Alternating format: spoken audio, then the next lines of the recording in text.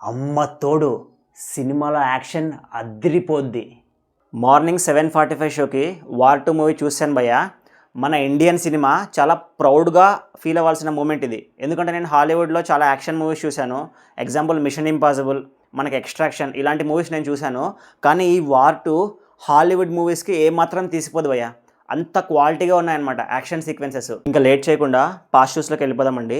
సినిమాలో నాకు పిచ్చగా నచ్చినది, రసవత్తరంగా ఉన్నది, నన్ను ముగ్గులోకి దింపినది కెమెరా మూవ్స్ భయ్య.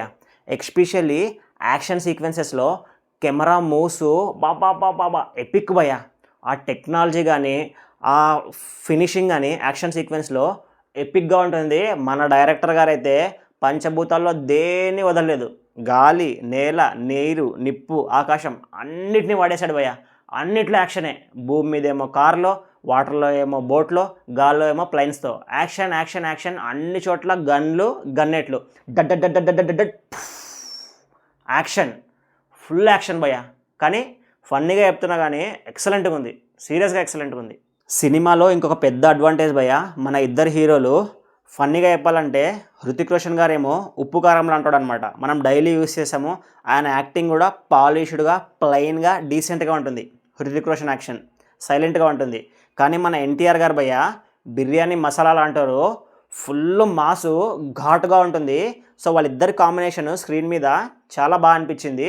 సో వాళ్ళిద్దరు కూడా ఈ మల్టీ స్టారర్ అనేది కూడా చాలా పెద్ద ప్లస్ పాయింట్ సినిమాకి. కానీ ఒక్క విషయంలో భయ్య ఎన్టీఆర్ గారిని మోసం చేశారు. అది నేను నెగిటివ్స్లో చెప్తాను.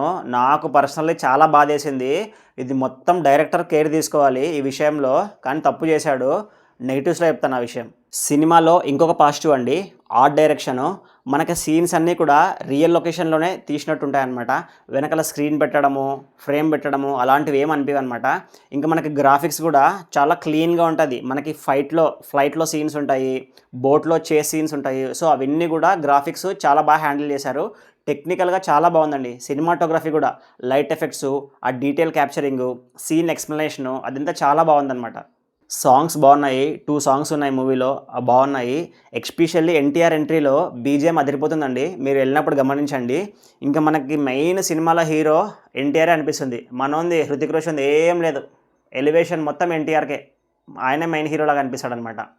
ఇంకా కియారా అద్వానీ మరి హృతిక్ రోషన్కి మధ్య కొంచెం లవ్ అండ్ ఎమోషన్ సీన్స్ ఉంటాయి. అవి బాగా వర్కౌట్ అయ్యాయి, అవి కూడా బాగుంటాయి. క్లైమాక్స్లో ఎన్టీఆర్కి హృతిక్ రోషన్కి మధ్య ఎమోషన్ బాగా వర్కౌట్ అయింది భయ్య. అసలు ఆ ఎమోషన్ దెబ్బకి సర్రమని 2 సర్కిల్ తిరిగాయి నా కంట్లో వాటరు, మళ్ళీ వెంటనే ఆగిపోయాయి.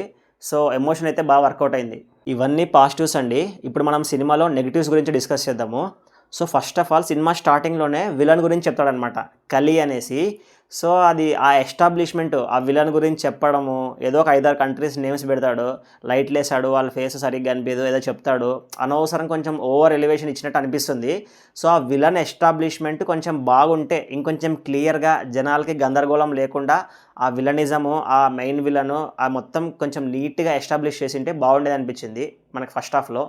ఇంకా సినిమాలో నాకు బాధేసినది ఒక పెద్ద నెగిటివ్ భయ్య, హృతిక్ రోషన్ ఎన్టీఆర్ పక్కన డ్యాన్స్ చేస్తున్నప్పుడు హృతిక్ రోషన్ గారిదే బాగుంది అనిపిస్తుంది. మీరు విన్నది నిజమే, ఇది నమ్మలేని నిజం. ఎందుకంటే మనకు చూస్తే తెలిసిపోతుంది. అట్లీస్ట్ మనము ఇద్దరు సమానంగా వేస్తున్నారు అని జీర్ణించుకోవడానికి కూడా మనకు కాదనమాట. హృతిక్ రోషన్ గారిదే నీట్గా ఉంది అని మనకు తెలిసిపోతుంది.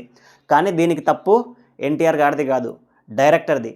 ఎందుకంటే ఆ స్టెప్స్ ఏవైతే హృతిక్ రోషన్ వేసాడో అవి ధూమ్ సిరీస్ నుంచి వస్తున్నాయన్నమాట. సో ఆ స్టెప్స్లో ఆయన మాస్టర్ అనమాట.